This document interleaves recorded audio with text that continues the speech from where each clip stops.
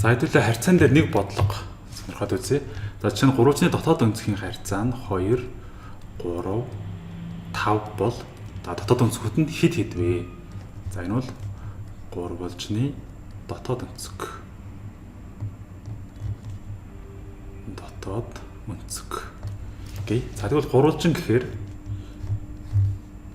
за ийм дүрс байна те. За гурвалжны энэ нь 2x. За дээдлийнх нь 3x. За энэ 5x харьцаатай байсан гэж байна. Тэгэхээр харьцаа болохоор те. За бүгднийг нь одоо за энэ чинь шууд өөрөө x-ээр биччихлээ. За тэгэхээр 2x дээр нэмэх нь 3x, нэмэх нь 5x гэж бичээд энэ 3 өнцгний нийлбэр өөрөөр хэлбэл 180 градус байх хэрэгтэй тийм 3-ын дотоод өнцгийн нийлбэр 180 градус.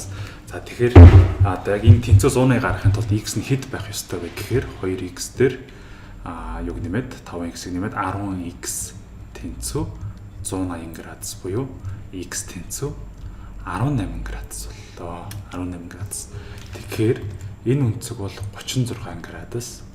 За харин энэ өнцөг бол 90 градус. Энэ өнцөг бол 11-оор оржуулээд 54 градус гэж олдож байна.